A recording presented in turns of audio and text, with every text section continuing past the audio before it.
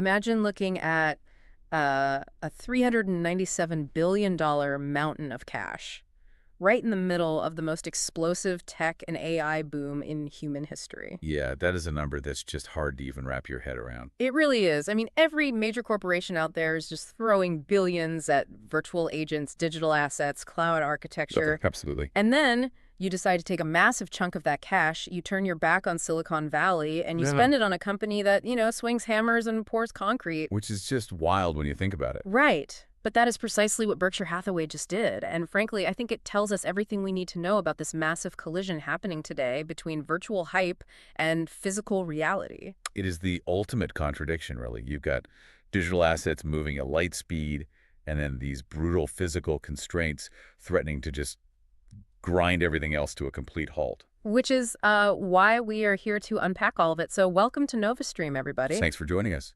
You are tuned in to the 24/7 YouTube streaming channel, and we are your anchors, keeping you locked into the pulse of the globe. That's right. Our mission for this segment is to really extract the crucial signals from today's overwhelming noise, bringing you the highlights of the day across our live feeds. Because there is a lot of noise out there right now. So much noise. We are constantly monitoring real-time crypto markets. So, BTC, ETH, SOL, you name it, along with global financial indices like the S&P 500, the Nasdaq, Forex pairs, commodities, and of course the breaking news hitting our auto-curated feeds the literal second it happens. Yeah, and whether you are, tracking your portfolio's minute-by-minute performance or you're just trying to make sense of a deeply complicated macro environment, this conversation is custom-tailored to keep you ahead of the curve. Definitely. And looking at the traditional markets today, the momentum is just undeniably fragmented. So let's start right there, actually, with the traditional indices. The S&P 500 futures are currently sitting flat. Which is interesting timing. Yeah, because it might sound unremarkable, but it comes right on the heels of a record-setting 9-week winning streak. A massive streak. A streak that was heavily, heavily driven by artificial intelligence and red-hot tech shares. Right. We're seeing a profound concentration of capital in those sectors. Mm-hmm. But I think the truly interesting signal is how legacy money is choosing to deploy its resources in the face of all this tech exuberance. Right, going back to Berkshire. Yeah, you brought up Berkshire Hathaway at the top of the hour. Warren Buffett's successor, the new CEO, Greg Abel, just made one of his first really defining moves. Okay. So Berkshire has this almost incomprehensible $397 billion cash pile. Insane. And Abel just spent 2% of it to acquire the home builder Taylor Morrison. It is such a classic, physically grounded Berkshire move. Totally. Everyone else is chasing algorithms, and they go by a company building physical structures on physical dirt. Yeah, real-world assets. You have to wonder if they are looking at the escalating tech wars and just deciding that the hardware space is simply too volatile right now. I wouldn't be surprised at all. Because on the other end of the spectrum, NVIDIA and Microsoft just launched the Surface Laptop Ultra, and it features this new RTX Spark chip. And we should probably clarify for the audience why this is causing such a shockwave in the industry. Yeah, break that down for us. Because this isn't just a faster processor designed to render better graphics or whatever. The RTX Spark is specifically built for AI agents. Right. It allows the computer to autonomously run complex workflows, manage logistics, and handle creative tasks without constant human input. Wow. So it shifts the computer from being a tool you operate to a worker that operates itself. Which totally explains the brutal market reaction for the legacy players today. Oh, yeah. Intel and AMD shares fell significantly on the news.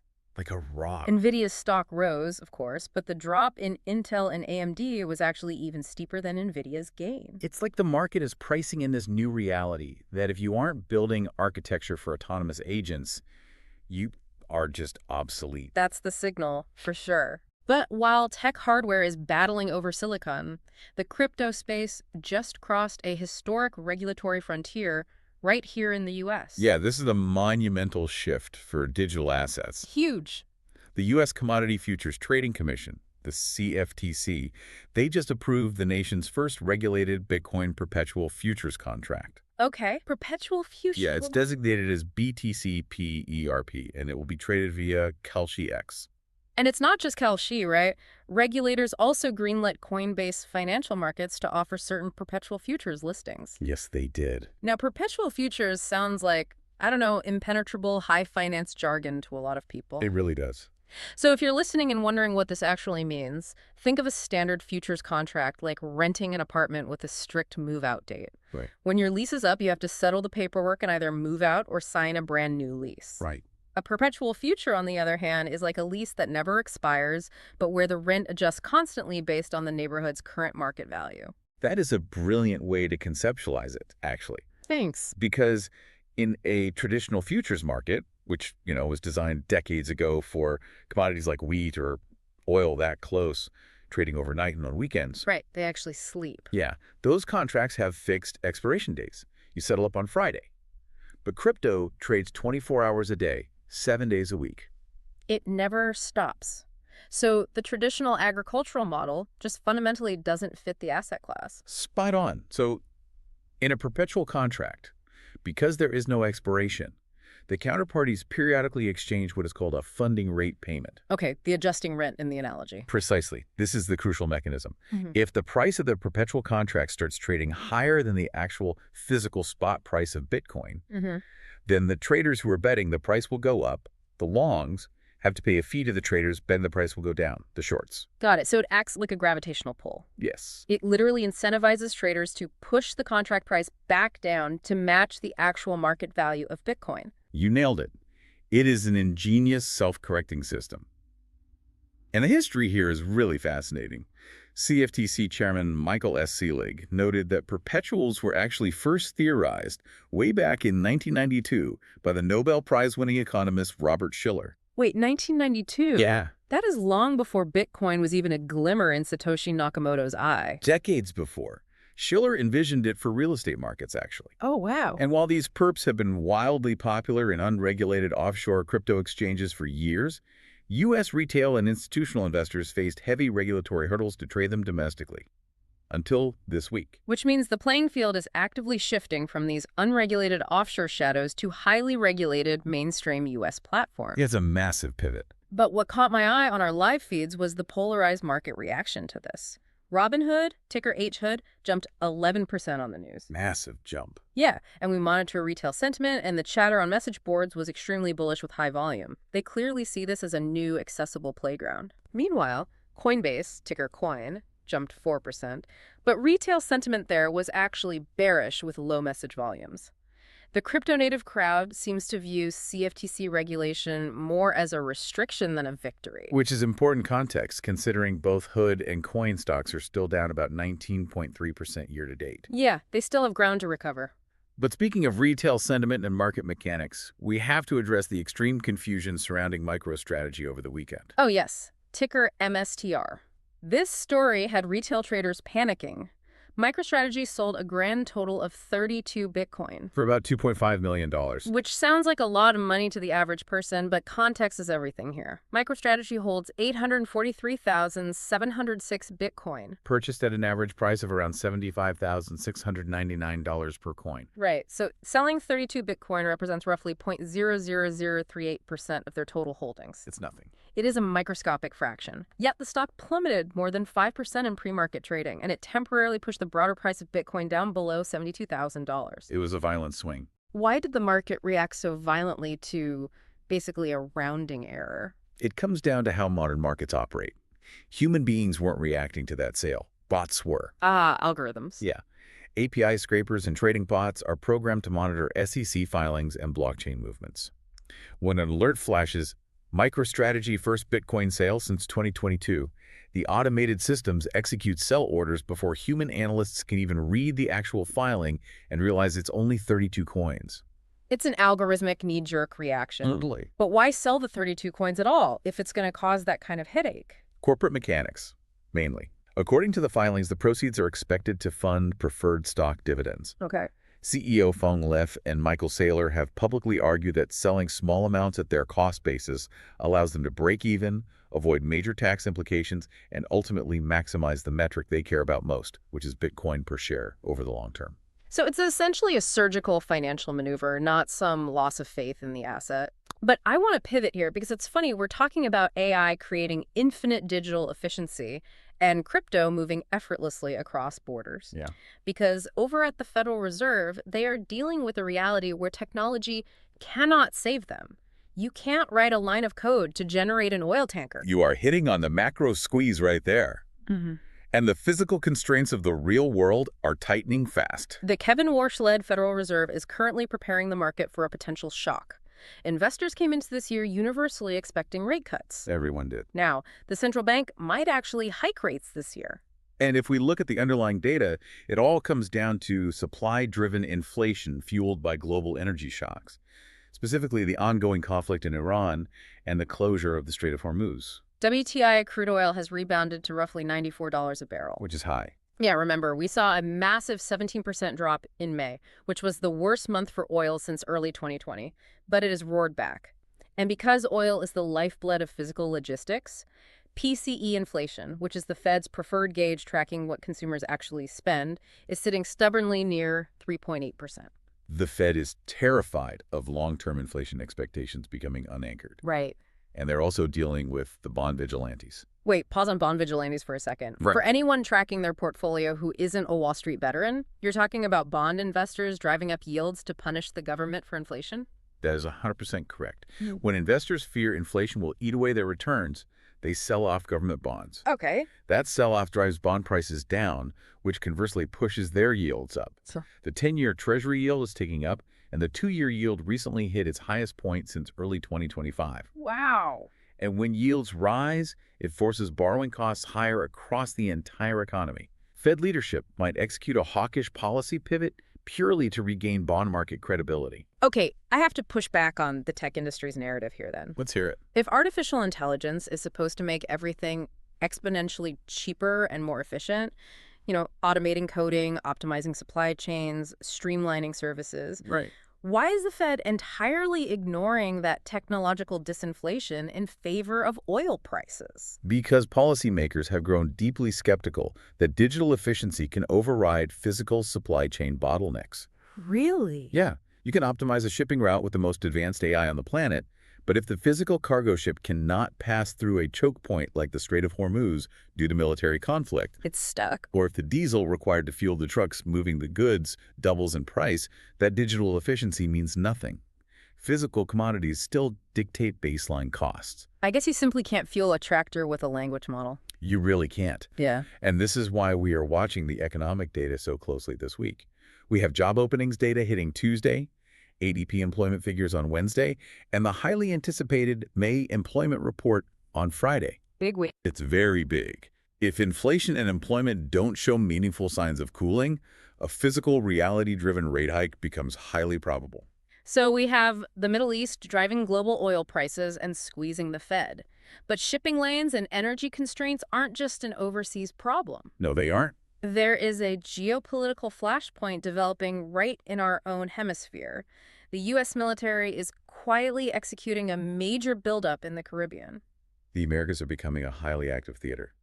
On Friday, a rare, high-level military meeting took place right at the perimeter of the Guantanamo Bay Naval Station. Yeah, I saw that. U.S. Southern Command's General Francis L. Donovan met with Cuban official Roberto Legras Sotolongo. And this is a notable development because it's the first so-called fence line meeting since the Trump administration stopped them back in January 2025. That's right. For context, these meetings were originally established during the Clinton administration just to discuss basic common security issues around the base perimeter, to avoid accidental misunderstandings. Cuba's government actually released a statement calling this recent meeting positive. But the broader geopolitical context surrounding that positive meeting is incredibly fraught. Very much so. The Trump administration has imposed a strict energy embargo on Cuba.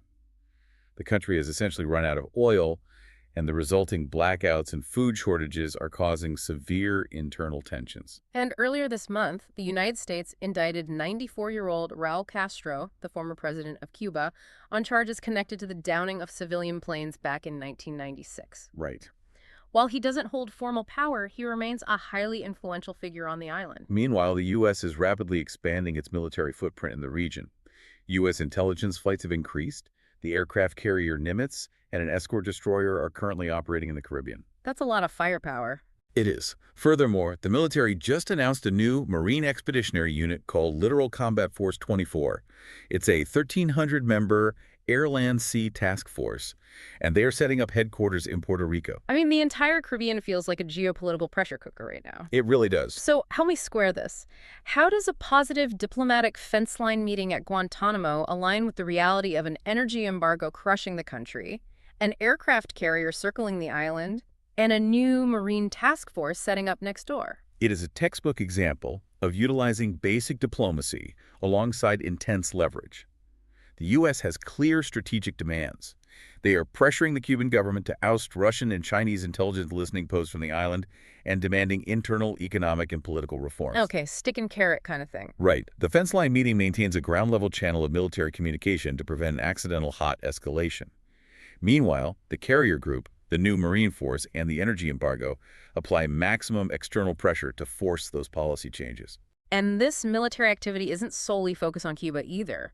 Southern Command also announced they killed 3 men on a suspected drug boat in the Eastern Pacific over the weekend. Yeah. This is part of a much larger drug war operation aimed at seizing Venezuela's Nicolas Maduro. The scale of that operation is staggering when you look at the raw numbers. Since last year, roughly 200 people have been killed in these maritime strikes. Wow. Brown University researchers estimate the operation costs have hit $4.7 billion. That is a massive budget. It is. However, independent narcotics experts have stated that the boat strikes have largely failed to slow the actual smuggling of cocaine from South America into the U.S. So we are tracking billions of dollars being spent on Caribbean military operations and billions more being spent on corporate tech acquisitions in the virtual sphere. Huge flows of capital. But I want to contrast those massive capital flows with the fierce political battles over domestic resources and wealth inequality back home. The contrast is jarring, honestly, especially when you look at the current political climate in California. Yeah, there's an intense debate raging over California's proposed one-time billionaire tax. And to be clear, this isn't just an income tax. It targets unrealized wealth, which changes the mechanics entirely. It's a totally different beast. Alphabet co-founder Sergey Brin has become a leading opponent of the measure. Brin actually fled the USSR with his family in 1979, and he recently went on record comparing this proposed tax on wealth to the devastating, oppressive socialism of the Soviet Union. Which provoked a very sharp public response from author Polina Borsuk.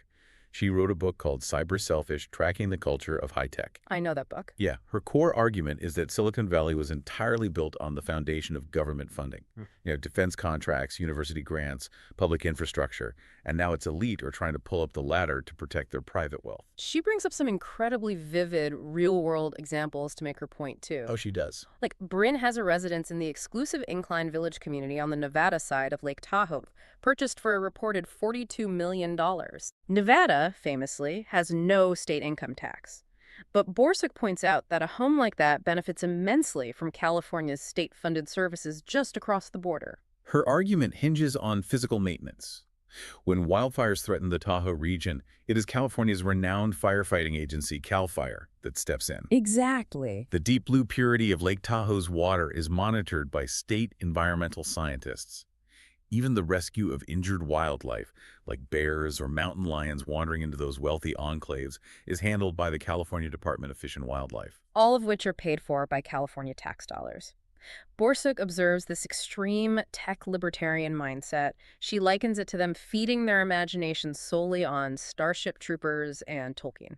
That's a very specific vibe. I've always found that psychology fascinating. Why is an industry that relies so heavily on physical public infrastructure so culturally opposed to funding it? I think it's an ideological evolution. In the early days of Silicon Valley, those government grants laid the bedrock for computing and the internet. Right, the early ARPANET days. Yeah. But as the industry privatized and created this unprecedented algorithmic wealth, a specific subculture took hold. It views technological innovation as the ultimate meritocracy, completely divorced from civic structures. Interesting. In that worldview, taxation isn't seen as a community contribution to maintain roads or fire departments. It is viewed as an inefficient confiscation of capital.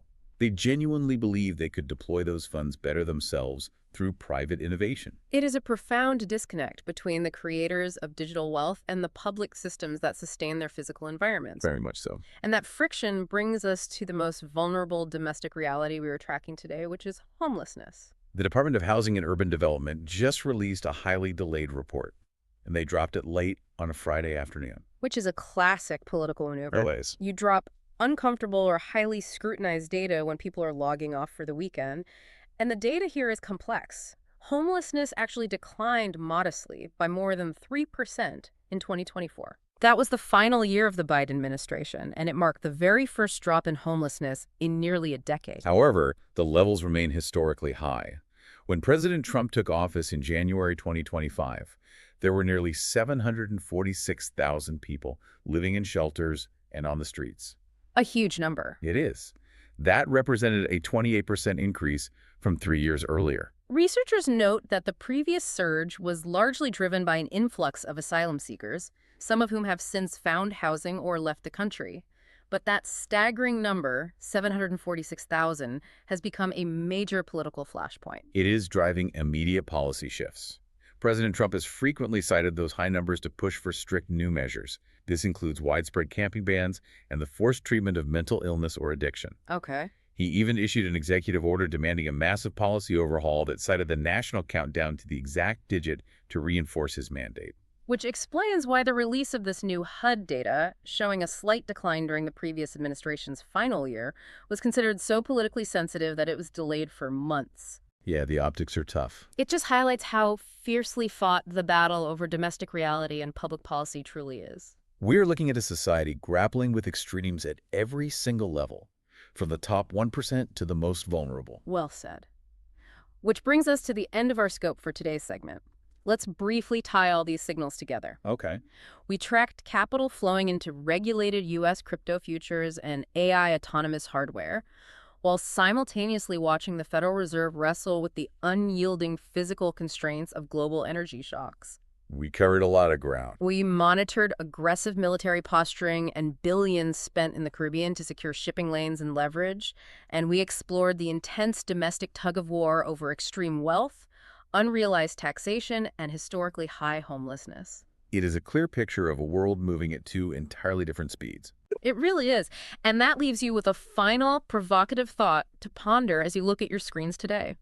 With financial markets, artificial intelligence, and digital assets moving at light speed, but our physical realities, the shipping lanes, the energy grids, the housing markets, the concrete moving so slowly and painfully. Are we headed toward a future where the virtual economy completely detaches from the physical one? And if it does, what happens to the people who are caught in the gap? That is the defining question of this decade. Thank you for tuning in to NovaStream. Keep the stream running as we continue to track the pulse of the globe 24/7. We'll be here. Stay informed, stay curious, and we'll see you on the next update. Goodbye, everyone.